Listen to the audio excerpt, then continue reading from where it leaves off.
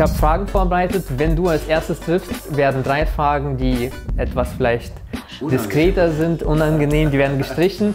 Du bist ein Profi dann. Ich muss sagen, ich spiele das jetzt das erste Mal, also wir dürfen... Wenn du in die Hand kriegst, gibt es 11 Meter. Oh, echt? Ja.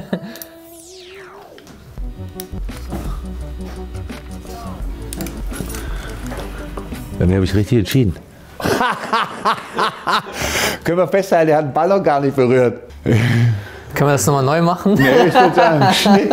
Wie gesagt, das ist das erste Mal. Was sagst du zuerst? Soll ich den vorspielen oder soll ich direkt aufs Tor? Aber wenn ich so vorstelle, ich hab eigentlich direkt versucht, das macht auch nicht so viel Sinn, ich würde vorspielen eigentlich, um ganz ehrlich zu sein. Aber ja, und dann ist er weiß. Nicht so, jetzt guck mal, ich schieße es aber von hier direkt.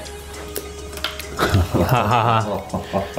Der ist dabei. Ich muss vielleicht dazu sagen, wir haben so ein Ding zu Hause stehen. Ah, echt? Okay, dann ist ein Vorteil für dich. Das also ich bin der, der am wenigsten spielt, aber das ist ja auch ein analoges Fußballspiel. Ja.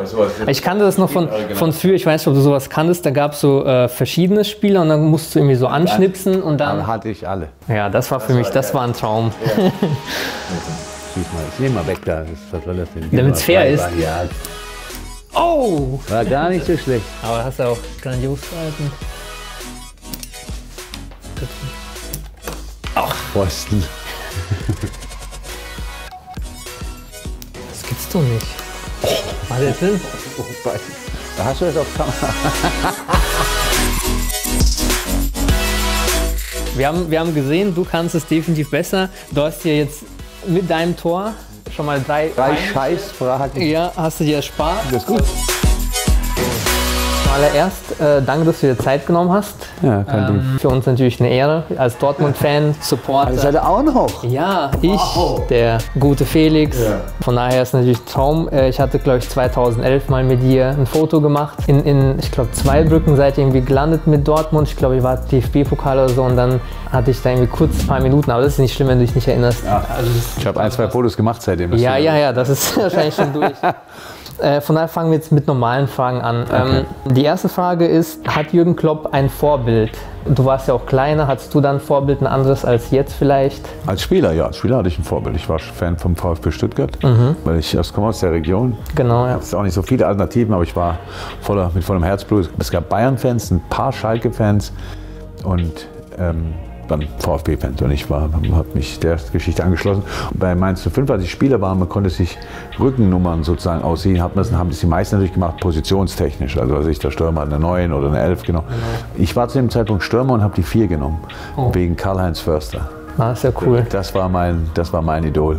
Aber du warst ja Stürmer und dann hast du, habe ich auch gehört, dass du... Bin ich zurückversetzt worden, aber noch nicht zu dem Zeitpunkt. Als die Nummern flex waren, war ich noch Stürmer, aber es hat dann nachher gepasst, da war ich dann rechts. Du hast schon im Hinterkopf gehabt, dass du die 4 bist. Da habe ich nicht mit gerechnet. Ich war ein Leben lang Stürmer, bis mir irgendwann gesagt habe, ab jetzt bist du Verteidiger. So. Also nicht so jemand wie heute, wenn man fragt, vielleicht Ronaldinho, sonst irgendwas, sondern halt eher sowas Bodenständiges. Es ist ja eine Zeit ohne Social Media. Also wir haben jetzt nicht so viel Fußball geguckt. Man hat das gegriffen, was um einen rum war. Die 74, das war meine erste WM, die ich richtig erlebt habe. Da war ich 7 Jahre alt oder bin gerade 7 geworden. So, das waren alles meine Idole. Alle. Und zu meinem 40. Geburtstag habe ich von Jürgen Kramny, meinem ehemaligen Zimmerkollegen, das Original-Meistertrikot aus den 80ern, ich glaube 84, Nummer 4. Die haben noch keinen Namen drauf gehabt, aber die Nummer 4. Dinkelacker vorne drauf. Das hängt jetzt bei mir zu Hause. Das ist natürlich legendär. Das ist groß, und traumafüllend. Absolut. Gibt es Rituale, also hat Jürgen Klopp Rituale vor einem Spiel?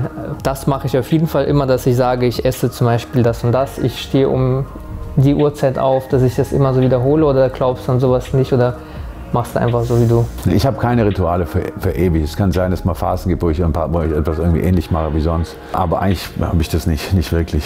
Aber mein Co-Trainer Peter Kravetz, der ist abergläubisch und der hat sich,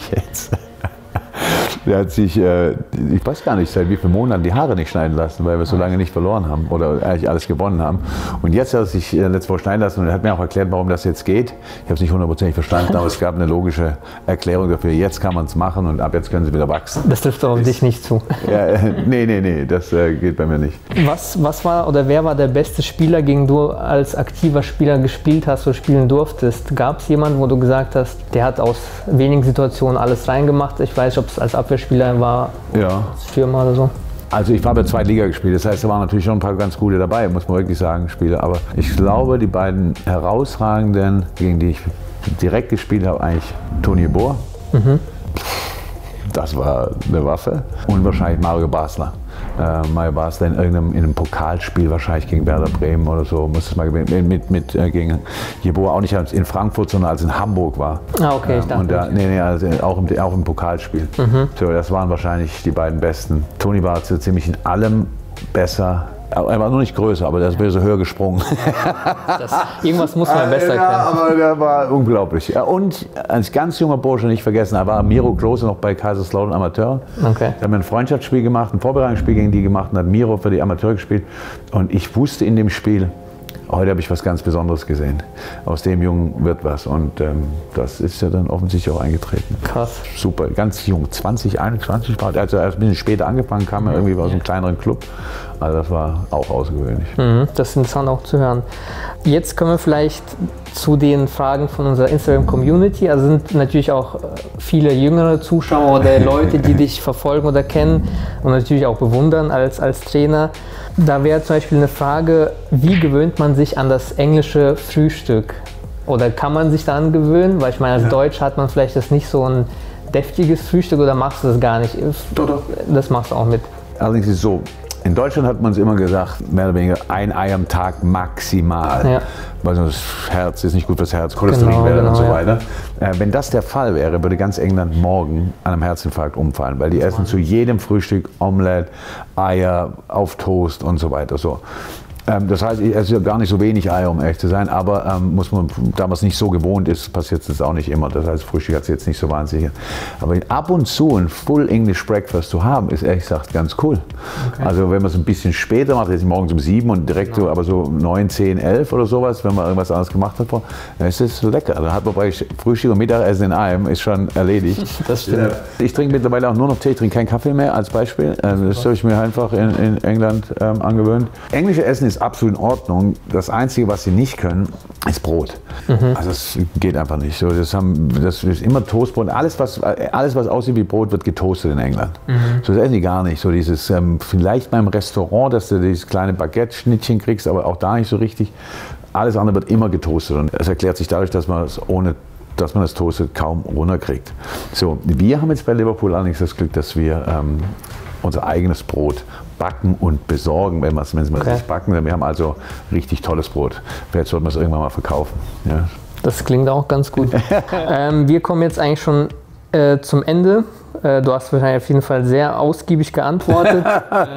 Eine Frage ist, wen findest du besser, Ronaldo oder Messi? Ich Messi, aber ich könnte Ronaldo nicht mehr bewundern.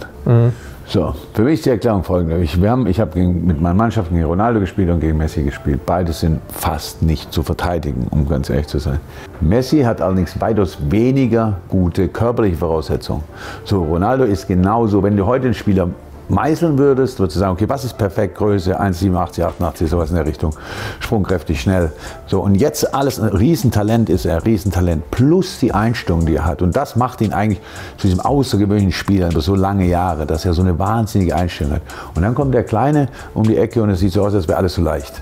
So, und ich sage nicht, er ist der Beste, ist nur für mich, ist mein Geschmack, aber Cristiano Ronaldo ist auch was ein Spieler, ist unglaublich. Und es wird wirklich schwer, dass er die beide auszeichnet, ist, dass über so einen langen Zeitraum auf so einem unfassbar hohen Niveau.